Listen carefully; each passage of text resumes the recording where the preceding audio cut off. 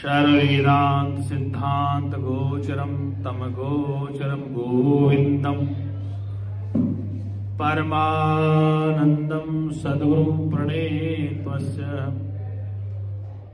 ओम सहनावतु सहनो भुनक्तु सह वीर्यं कर्वावहै तेजस्विनावधीतमस्तु मा विद्विषावहै। 2 मिनट में सभी लोग हैं गीत बोलेंगे। जय सतगुरु दीन दयाल हरे,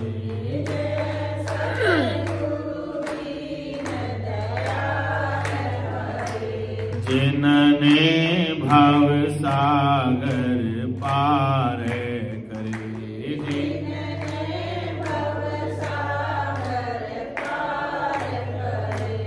जब सुने ज्ञान के वचन भरे, जब सुने ज्ञान के वचन भरे, दुख देने वाले कष्ट टरे, दुख देने वाले कष्ट टरे।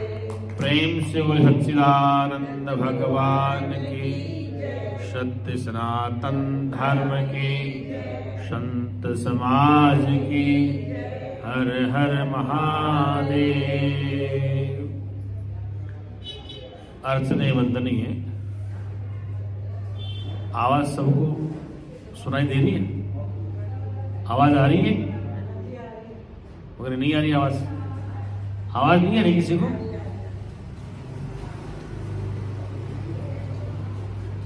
तो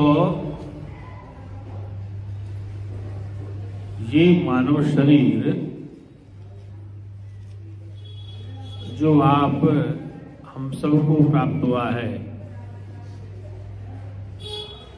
इसका मिलना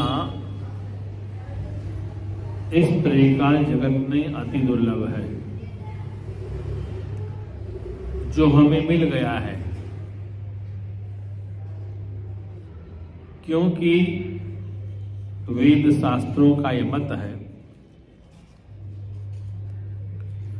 कि इस संसार की संरचना कैसे हुई, ये जगत कैसे बना।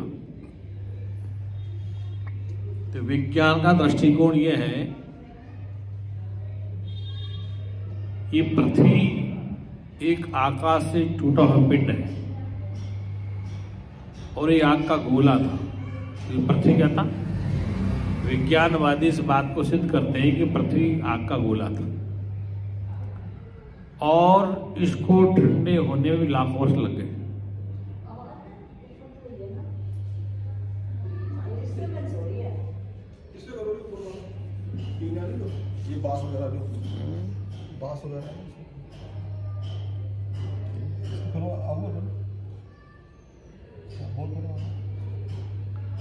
तो इसको ठंडा होने में भी लाखों वर्ष लग गए पृथ्वी को, और उसके बाद इस पृथ्वी में वनस्पतियां बारिश के कारण हुई। वनस्पति में पेड़ पौधे इत्यादि, फिर समुद्र, तालाब, पहाड़, ये सब बने। मनुष्य का शरीर अभी नहीं आया। पहले आदि में मनुष्य नहीं था। पृथ्वी पर मनुष्य बहुत बाद में आया। ऐसे विज्ञान ने सिद्ध कर दिया कि मनुष्य से पूर्व इस पृथ्वी पर जीव जंतु आए जिनका आज अस्तित्व भी नहीं है। बहुत बड़े विशालकाय प्राणी पैदा हुए, जैसे डायनासोर का नाम सुना है लेकिन देखा नहीं। इतना बड़ा विशाल प्राणी, हाथी से भी कई गुना बड़ा। उसके वैज्ञानिकों को जीवाश्म मिलते हैं। कहीं पृथ्वी खुदाई होती तो उसमें कंकाल मिलती, जीवाश्म मतलब उसके शरीर की हड्डियां कुछ मिलती। इतना बड़ा विशाल प्राणी था। तो मनुष्य का निर्माण तो बहुत वर्षों बाद हुआ। मनुष्य का यदि पूर्व का स्वरूप देखना चाहें तो चिड़ियाघर में चिंपांजी नाम का व्यक्ति होता है, चिंपांजी बोलते हैं, जिसको आदि मानव कहते हैं, चिंपांजी। उसकी बुद्धि विकसित नहीं है, उसका शरीर बड़ा विशाल। आपने इस बात से ये सिद्ध कर दिया कि मनुष्य बाद में पैदा हुआ, जानवर पहले पैदा हो गए। सृष्टि के आदि मनुष्य नहीं था। मनुष्य का विकास तो लाखों वर्ष बाद हुआ है। प्रकृति थी पहले, पृथ्वी आग का गोला था, ये लाखों वर्ष में ठंडी हुई है, इसमें पेड़ पौधे वनस्पति पैदा हुए हैं, और वेद भी कहता है कि सबसे पहले पशु पैदा हुई। ये आवाज क्लियर नहीं आ रही क्या? कभी कभी गड़बड़ करती, ये मशीन की गड़बड़ है। तो ये मनुष्य लाखों वर्ष बाद आया, और जब मनुष्य आया तो उस समय इस मनुष्य के पास कुछ पहनने को वस्त्र भी नहीं थे। इसकी बुद्धि इतनी विकसित नहीं थी जो आज है। इसका हमारे जो पूर्वज है, अगर दादा नाना कोई देखें, हमारे दादा नाना तो चिंपांजी है। चिड़ियाघर में जाए तो चिंपांजी नाम का एक प्राणी विशालकाय होता है, आदमी जैसा होता हो, आदमी से तगड़ा होता है, लेकिन उसकी बुद्धि का विकास नहीं।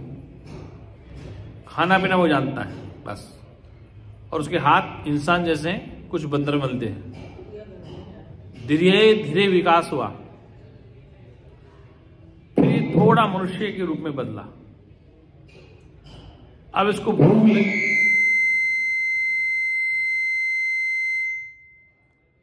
क्या गड़बड़ है? तार में गड़बड़ है क्या? नहीं, तार वार कहीं निकल गया क्या? पीछे वाली तो जब उसको भूख लगी तो उस समय कोई अन्न पैदा नहीं होता था, लेकिन जंगल वनस्पति थी, तो उस वनस्पति को खाता था। जो फल मीठा लगता था उसको खा लेता था, और कड़े को खा देता था। फिर बाद में इसमें से कुछ जीव फलाहारी बने, कुछ लोगों ने मांस भक्षण करना चालू कर दिया। उस समय अग्नि का आविष्कार नहीं हुआ था, अग्नि का आविष्कार नहीं हुआ था।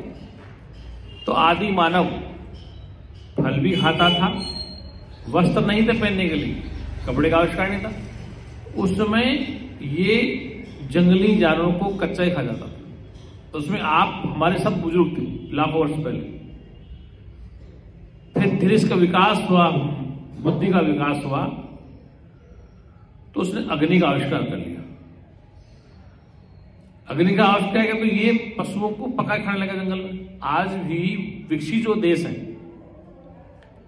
अभी मैं राजस्थान के दौरे पे घूमने गया था 2 महीने पहले, तो वहां पर 750 एकड़ जमीन में इजराइल की कोई कंपनी है, उसने सरकार से मिलकर के जैतून का बगीचा लगा। जैतून तो बहुत महंगा तेल बिकता है। तो मैं वहां देख के आया कि वहां का जो काम का जानकार था, मैनेजर था, मेरा जानकार, तो हम वहीं गए, पेड़ों को देखा, उनकी टेक्नोलॉजी देखी। तो उसने कहा, गुरुदेव यहां पर विदेशी लोग आते हैं, इजराइल के लोग, और बड़े सभ्य लोग हैं, और 7-7 फुट हाइट है उनकी। तो जो कंपनी का मालिक है, जिसने राजस्थान सरकार से कॉन्ट्रैक्ट किया, वो साल में 1-2 बार आता है, दोनों पति पत्नी आते हैं। वो 7-7 फुट लंबे, बोले इतने सभ्य पढ़े लिखे हैं, लेकिन उनका खाने का तरीका जंगल जैसा ही है। वो कैसे जंगल जैसा? बोले वो यहां आते खुद जंगल में शिकार करते हैं, शिकार करके वो आज भी आदि मानव जैसे उस शिकार को पकाते आग में, ऐसे पकड़ के, और उस शिकार को पका के उसमें जैतून का तेल डालते हैं, जैतून का तेल डालते हैं और खाते हैं। मतलब पढ़े लिखे होते भी आज भी वो वैसे खाते हैं जैसे जंगली खाते हैं। मतलब उसको शिकार को सीधा आग में पका के उसमें जैतून का तेल डाल जाएंगे, और दोनों पति को दिखाते बैठे बैठे। हम देखते थे इससे बच्चा तो हम ही ठीक है। तो पढ़े लिखे इजराइल बहुत बड़ी टेक्नोलॉजी है, लेकिन आज भी उनका खाने का तरीका वही है। तो ये बता रहे आदि में मनुष्य ऐसे ही खाता था। फिर धीरे धीरे इसको कपड़े का जब ज्ञान नहीं था तो जंगल में ऐसे पत्ते होते हैं बड़े बड़े, जैसे साउथ में जब भंडारे में पत्तल नहीं थी, वहां केले के पत्ते डाल देते। केले के पत्ते को काटा, एक पत्ते के 3 पत्तल बनाते, तो उन पत्तों को ही आदमी बदन को ढक लेता है, स्त्री पुरुष कुछ नहीं था। फिर धीरे धीरे कपड़े पहनने का होश हुआ उसको, फिर आग का आविष्कार हुआ, फिर इसके बाद पहिए का आविष्कार हो गया। पहिया नहीं होता साइकिल जैसा, उसका आविष्कार हुआ। उस पहिए के आविष्कार से भी टेक्नोलॉजी आ गई। तो प्राचीन हमारी जो बैलगाड़ी होती थी उसके पहिए लकड़ी के होते थे, उसमें रबड़ का आविष्कार नहीं था। राजा महाराज की बग्गियां जो चलती थी उसमें लोहा उपयोग होता था, लकड़ी उपयोग होती थी, रबड़ नहीं था।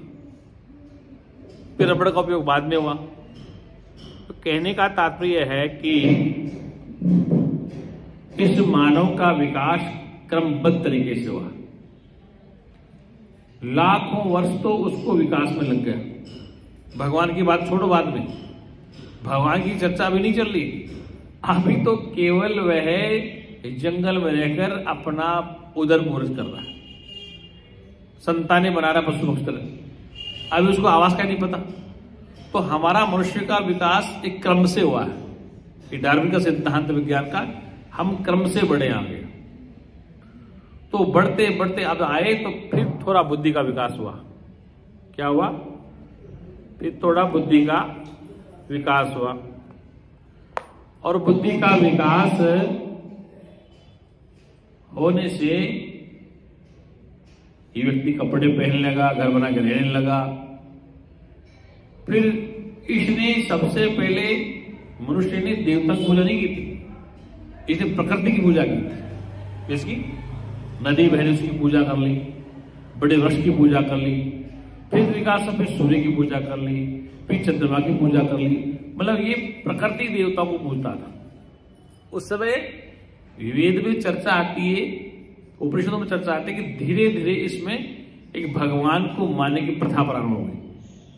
क्या कि ये आकाश में सूर्य उदय होता है, इसको सत्ता देने वाला है, सूर्य की आराधना करते हैं, चंद्रमा की पूजा करते हैं। फिर जो नदियां बहती उनका पूजा पाठ करने लगा, फिर बड़े बड़े पेड़ पौधों की पूजा करने लगा, फिर पशुओं की पूजा करने लगा। तो पूजा पद्धति किसी भगवान ने नहीं चलाई। जितनी पूजा की पद्धतियां हैं, पीपल को पूजना, गंगा को पूजना, जमुना को पूजना, हिमालय को पूजना, अरावली पहाड़ों को पूजना, जमुना, सब नदियों की पेड़ों की पूजा मनुष्य ने चलाई। और हमारे वेद शास्त्र उपनिषदें भरी पड़ी। फिर इसने कल्पना करी कि इंद्र का कोई एक स्थान है जहां पर वो रहता है, वो वर्षा करता है, तो हमारे खेत में फसलें होती। ये कल्पना कर ली मनुष्य ने।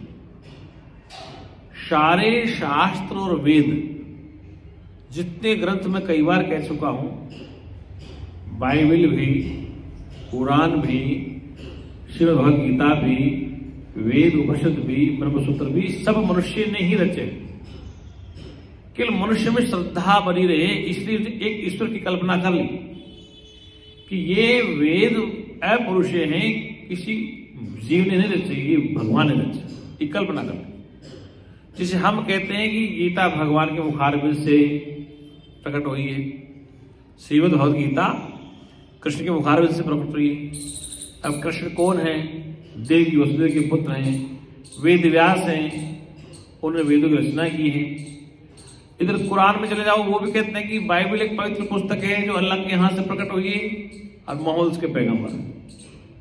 ईसा में चले जाओ, वो भी कहते हैं कि ईसा मसीह यीशु उनका पुत्र है, पैगंबर है, और उसकी आवाज गॉड की आवाज है। ये सब कल्पनाएं ही मनुष्य ने की। और सबसे बड़ी विचित्र बात देखो कि ईसा मसीह जिसको अवतार कहते थे, पैगंबर कहते थे, उसको भी यहूदियों ने मारा। मोहम्मद का हाल क्या था? मतलब हम चर्चा में जाएं, जितने पैगंबर आए हैं, चाहे वो हमारे हों चाहे उनके हों, समस्त अंग्रेज, मोहम्मद, ईसा मसीह, जितने भी जो अवतारी पुरुषों ने अपने को है मैं ब्रह्म हूं ऐसा जिसने कहा, उसको संसार ने या तो चाकू से मारा या गोली से मारा या लटका दिया। ये आज की बात नहीं है। 1200-1300 वर्ष में इस्लाम पे आया, आपका इस्लाम धर्म आया, ईसाई आए, बुद्ध आया, जितने अवतार आए उन्होंने इस संसार को सच्ची बात कही। लेकिन जो ईश्वरवादी लोग हैं उनका ऐसे कैसे हो सकता है, ये मनुष्य परमात्मा कैसे हो सकता है? वो तर्क करते हैं कि अगर तुम परमात्मा हो तो सूरज पे प्रकाश को रोक दो, चंद्रमा की रोशनी रोक दो, वर्षा रोक दो, दिन में रात कर दो, रात में दिन कर दो। ये जो कहता है कि ऐसा तुम कर दो तो तुम भगवान हो, मतलब ये मनुष्य की धारणा है कि जो चांद की रोशनी रोक दे, सूर्य का प्रकाश रोक दे, हवाएं बंद कर दे, पृथ्वी को हिला दे, तो ये मानसिकता मनुष्य की, ऐसा जो काम करे वो भगवान है। वो तुम कर नहीं सकते, इसलिए मोहम्मद तुम पैगंबर हो, ईसा मसीह तुम भगवान के पुत्र हो, तुम खुदा नहीं। शम्स तमरीज ने बात कह दी तो उसकी खाली ढेर दी। तो होता क्या है कि इस संसार में दो मत है, एक आस्तिक मत, एक नास्तिक मत। आस्तिक और नास्तिक का झगड़ा आज भी चल रहा है और ये चलता रहेगा। जब से मनुष्य होश में आया है तब से एक दूसरे के भगवान को स्वीकार कर रहा है। कोई आस्तिक है, कोई नास्तिक है, कोई ईश्वर को मानता है, कोई ईश्वर को नहीं मानता।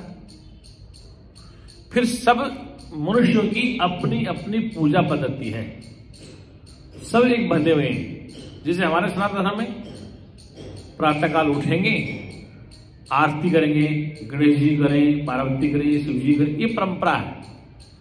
उनके यहाँ चर्च में होंगे, बाइबल पढ़ेंगे।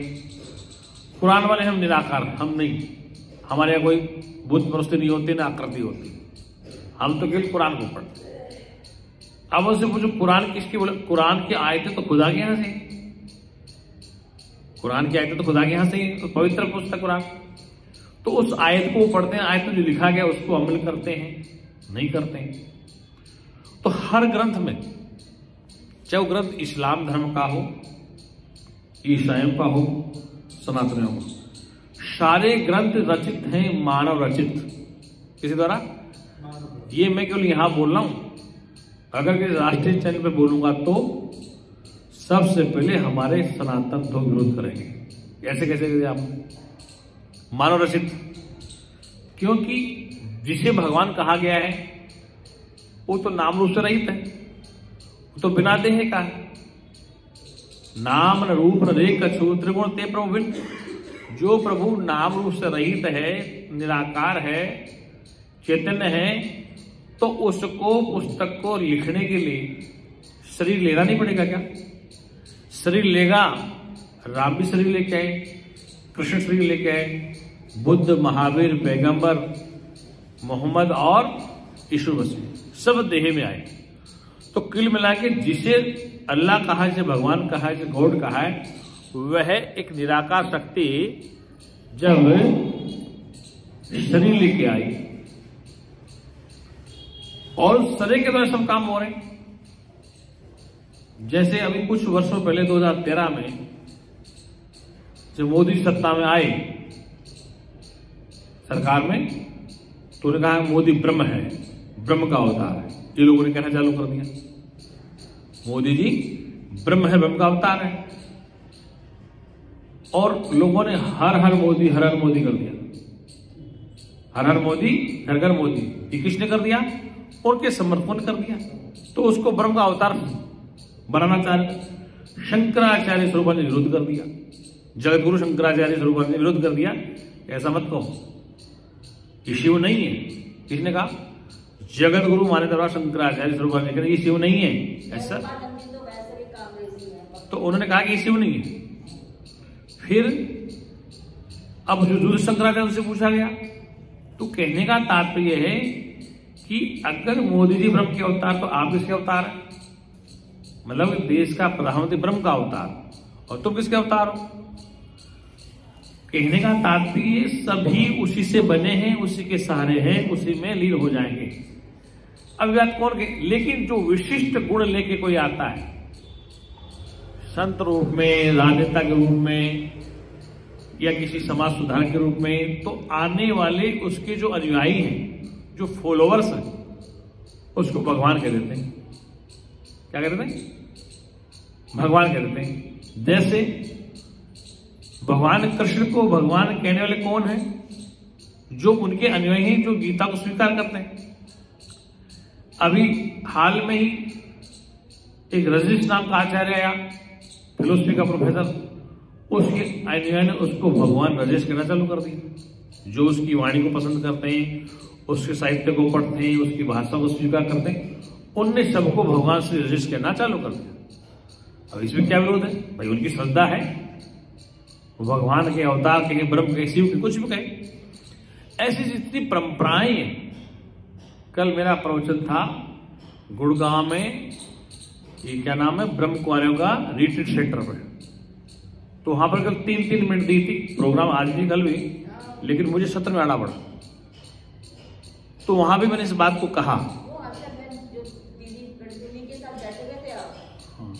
तो कहने का प्राय यह है कि अब वो 140 सेंटर पूरे वर्ल्ड में उनके 140 सेंटर चलते देश विदेश में उनके 140 सेंटर हैं उनके विदेशों में तक, मतलब केंद्र है उनके 140 देशों में, 140 कंट्री में उनके सेंटर चलते हैं, इनकी ब्रह्म कुमारी के। और उनमें अधिकतर काम माता बहन महिलाएं करती हैं, ब्रह्म कुमारी करती हैं। जब पीछे में कौन है डायरेक्टर? पुरुष हैं, वो भी हैं उनके संग, मतलब दोनों मिलकर के संस्थाएं चला रहे हैं। अब वो भी इस बात को कहते हैं कि शिव बाबा है। क्या कहते हैं? शिव बाबा। मतलब फिर बाद में कल एक संत ने उनका नाम उच्चारण किया, लेखराज जी महाराज। शिव बाबा का नाम, ग्रस्त का नाम लेखराज जी महाराज थे। वो लेखराज एक व्यापारी थे, जो भी करते हैं सोने चांदी का व्यापार करते। धीरे धीरे वो बढ़े आगे, यहां तक कि वहां पर ब्रह्म विद्या नहीं है। मैं कई बार मंच पे जा चुका हूं। एक बात कहूंगा कि व्यवहार की सत्ता और व्यवस्था ही उनकी सबसे बेस्ट। मतलब कि या तो किसी जमाने बुद्ध के काल में हुई थी मठों में, बुद्ध ने कहा था कि अब महिलाएं मठों में आ गई, व्यवस्था खराब होगी 500 साल बाद। उनके अभी महिलाएं दूर हैं, पुरुष दूर हैं, अलग अलग क्वार्टर में बने। और जो वो संस्था जो यहाँ की है गुड़गांव की, उसके जो हेड है वो भी ब्रह्मा बाबा के साथ रहे थे। वो कहीं चार्टर्ड अकाउंटेंट, 92 ईयर्स ओल्ड, मेरे रात की मुलाकात है उससे, तो 92 ईयर्स ओल्ड है। तो चार्टर्ड अकाउंट का काम छोड़ के वो समाज सेवा लगे। तो उनकी बड़ी प्रशंसा है। मेरा इंटरव्यू कल टीवी पे आएगा उनका, 10 मिनट का मैंने इंटरव्यू ले रहा ना। तो मैंने जो बातें कही, क्योंकि देखो किसी घर में रहकर थूक नहीं सकते, किसी ने हमें मेहमान बन के बुलाया है तो हम उसके घर में थूक नहीं सकते। उनकी बात थोड़ी कहनी पड़ेगी, बड़ी कहनी पड़ेगी जो कहना था। तो कहने का तात्पर्य कि उनके जो अनुयायी हैं वो भी उनको शिव का अवतार बताने लग गए। जब सनातनी वहां पहुंच के मंच पर, तो उन्होंने कहा कि शिव नाम तो कल्याण का है। तब किसी संत ने कहा कि लेखराज जी महाराज। अब वो क्या है कि शिव बाबा नहीं बोला उन्होंने, सुनो शिव बाबा ब्रह्मा बाबा, यार हमारा बाबा नहीं चल रहा है। हेलो हेलो, या तो लगता है कि मशीन गड़बड़ हुई बस।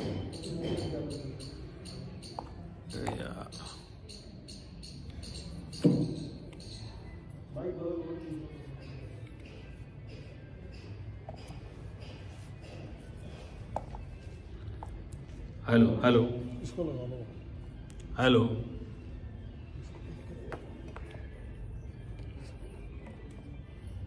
हेलो, यही रहने दो। अच्छा ये निकाल दिया, ठीक है ठीक है, छोड़ दो, ठीक है ठीक है। Hello hello. तो क्या हुआ? तो वो भी अब उसको शिव बाबा या ब्रह्मा बाबा कहने लगे। कुल जब जिसका मिशन 140 देशों में चल रहा है, तो वो अपने गुरु को कुछ भी कह सकते हैं, ये उनका अधिकार है। और उन्होंने कुछ करके दिया है, गुरु से ज्यादा उन्होंने संस्था को बढ़ाया। अब वो ये कह रहे हैं कि वर्तमान युग में जो धर्म का पतन हो रहा है, इस विषय पर आप क्या कहेंगे? वो से प्रश्न पूछा कि वर्तमान काल में धर्म की जो ग्लानि हो रही है, इसके आप क्या कहेंगे? अब उनको वो बात कहूंगा ऊपर वाली जो हम गुरुजी सुनते हैं, तो वो तो बेचिड़ जाएंगे इस बात से। इसलिए मैं गीता का श्लोक लेके कोई बात कही कि धर्म कभी घटता बढ़ता नहीं है। केवल भारत में ही समस्या है कि धर्म घटता बढ़ता, और श्लोक कह दिया गीता में, यदा यदा धर्मस्य ग्लानिर्भवति भारत अभ्युत्थानम् धर्मस्य तदात्मानं सृजामि। तो धर्म क्या है? यहाँ पर व्यवस्था है। महाभारत काल में क्या था? एक भाई दूसरे भाई का हिस्सा खा रहा था, बस वही धर्म रहता था। एक भाई दूसरे भाई का हिस्सा खा रहा था, वो देना नहीं चाहता, तो धर्म खतरे में था। धर्म ये तो था कि दुर्योधन था, वह पांडवों को हिस्सा नहीं देना चाहता, और उसी को धर्म से जोड़ दिया। वो उनका हिस्सा खा रहा था, बेईमानी कर रहा था, उसको धर्म जोड़ दिया। तो यदा यदा धर्मस्य ग्लानिर्भवति भारत, अभ्युत्थानम् धर्मस्य तदात्मानं सृजामि।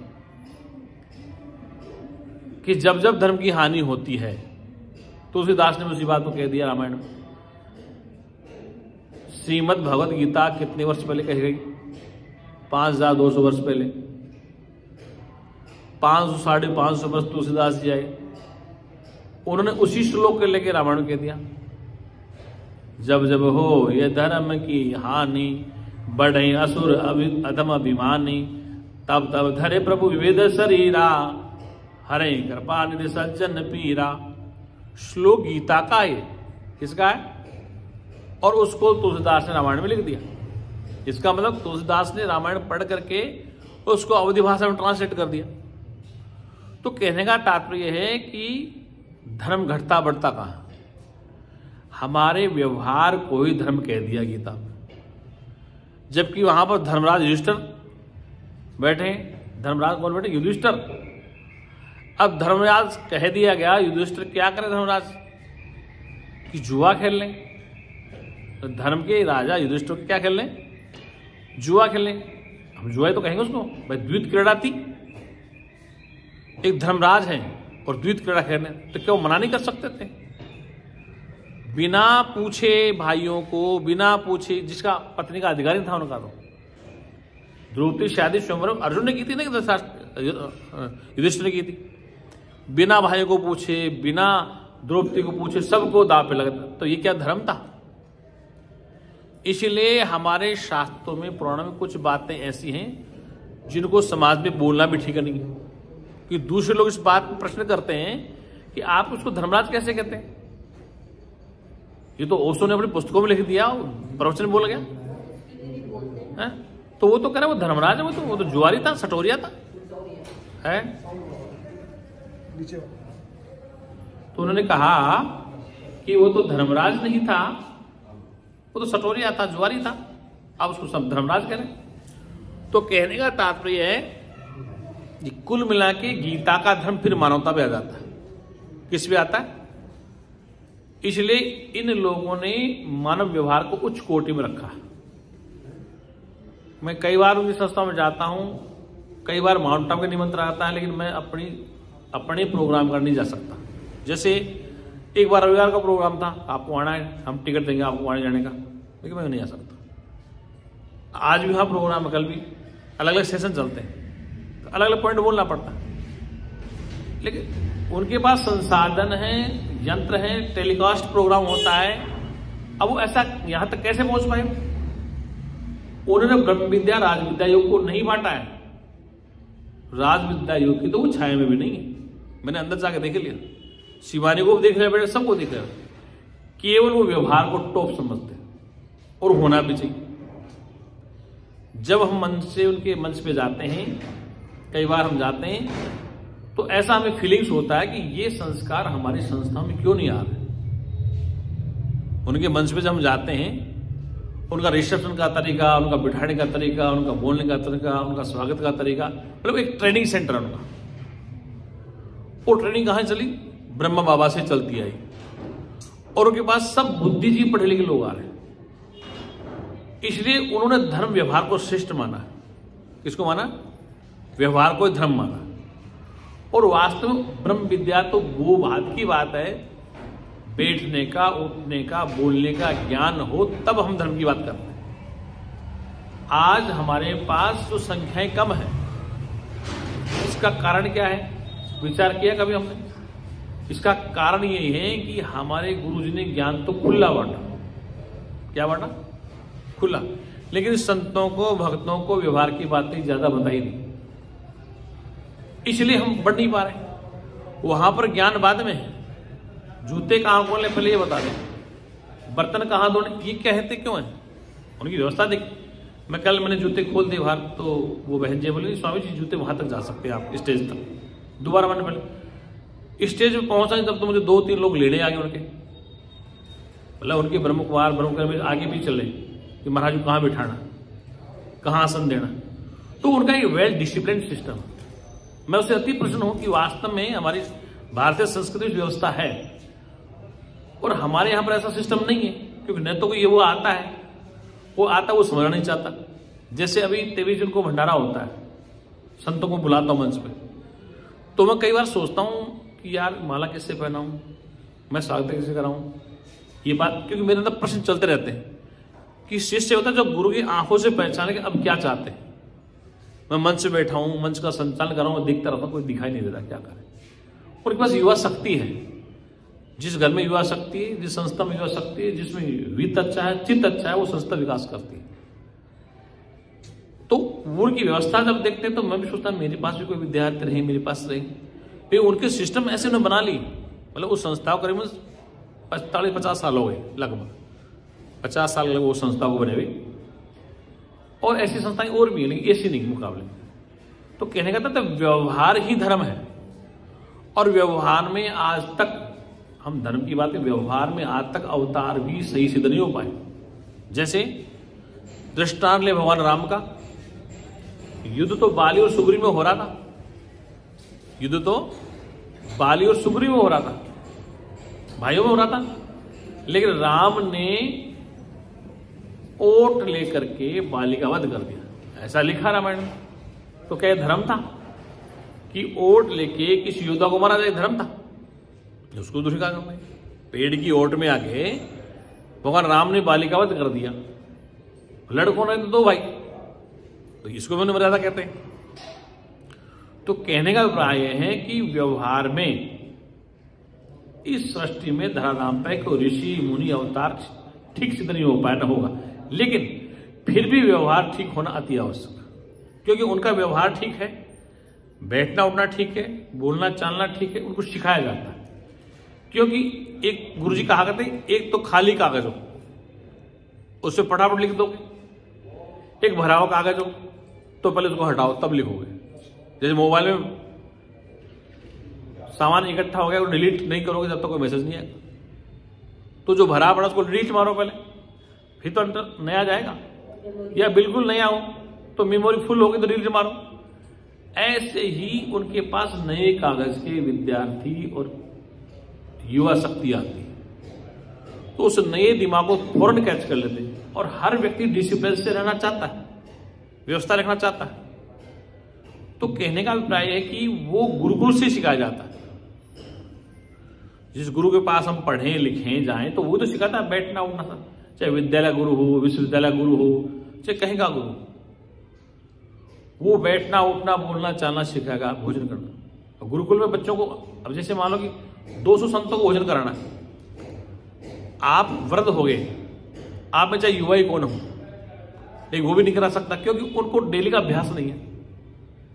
गीता कुटी में अभी शाम को 5 बजे भोजन पंक्ति होगी, 2000 संतों की, कम से कम 2-2,500 संत डेली शाम को भोजन करते हैं। 2-2,500 संतों को 15 मिनट में भोजन करा के बाहर निकाल दिया जाता है, और आवाज नहीं आती, सुई डाली। उनके पास 50-60 विद्यार्थी ऐसे ट्रेंड हैं, वो फटाफट फटाफट थाली, फटाफट फटाफट पानी और 3 बार पुरस्कार, बस 4थी बार नहीं आएंगे वो। आप वो जितना खाना ले लो, और यदि आपने छोड़ दिया तो दोबारा पर्ची नहीं मिलेगी, दोबारा वो नो एंट्री। 15 मिनट में भोजन करके बाहर, और आवाज नहीं आएगी। 2000 आदमी को भोजन शांतिपूर्ण। गीता कुटी हरिद्वार, बिल्कुल शांतिपूर्ण। तो कहने का तात्पर्य कि व्यवस्थाएं बनानी पड़ती हैं, बनी है, अंदर से कोई नहीं सीख किया था माँ बाप के हाथ। कल जब हमारा भोजन था उनके हाउस में, तो हर मंडलेश अलग अलग कक्ष था। हमारे घर में 5 मंडलेश थे, उनके घर में अलग। और उनके जो सेवादार थे, एक से एक युवा युवतियां थे, मतलब बिल्कुल शांतिपूर्वक डिस्टर्बेंस, सबके टेबल कुर्सी, साफ सफाई पूरी। तो हम देखते हैं कि सन्यासी भी दांतों तले उंगली दबाते हैं वहां कि ये क्या हो रहा है। हम आचार्य बन के गुरुकुल में बनाने लगे, अब तक व्यवस्था नहीं कर पाए। तो उनकी भोजन व्यवस्था है, तुम देखोगे ना कि हम समझे किसी 5 स्टार होटल में आ गए। हम भोजन सादा ही है, भोजन सादा ही है, दाल फुल्का सब्जी और जमे खीर, लेकिन उनका जो डिसिप्लिन है वो कैसे कराना। तो कहने का तात्पर्य यह है कि ये होना भी अति आवश्यक है, लोग यही देखते हैं। अब जैसे आप जितने लोग बैठे हैं, गुरु जी सत्संग सुना, मेरे से सत्संग सुनते हैं, मुझे 1 आदमी 2 आदमी से होता है जो 5-5 आदमी आज तक लाया संस्था, 5 आदमी ले गया। ये हमारे गुरु जी ब्रह्म ज्ञान, चलो हमारे संस्था में चलो। नहीं, मैं बता रहा हूं,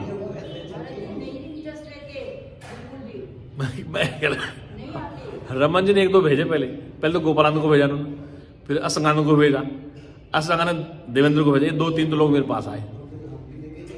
तो कहने का तात्पर्य कि क्या इसकी जिज्ञासा नहीं लोगों की।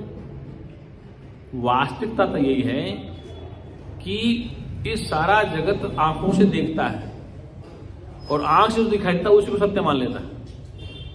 आंख से जो दिख रहा है उसको सत्य मान लेता है, जबकि आंखों से दिखा संसार सत्य नहीं है। जो नहीं दिखता वो सत्य है, जिसके द्वारा देखा जाता वो सत्य है। जो दिखता है वो सत्य नहीं है, जो देख रहा है वो भी सत्य नहीं, जिसके द्वारा देखा जा रहा है वो सत्य है। भाई संसार को आंखें देखती, आंख सत्य नहीं है। आंख के पीछे कोई देखने वाला वो सत्य है। जानती बुद्धि है, बुद्धि सत्य निर्णय लेती है, लेकिन बुद्धि के पीछे तो बैठा वो जानने वाला है। इस शब्द का जानने वाले को जानो, क्योंकि आप सभी लोग पुराने इस सत्र से चर्चा न करके सीधी पूरी पॉइंट बात करते। जानने वाले को जानो, देखने वाले को देखो। तो ये क्या है सिस्टम कि हम उस जीव को उस अवस्था में पहुंचाना चाहते हैं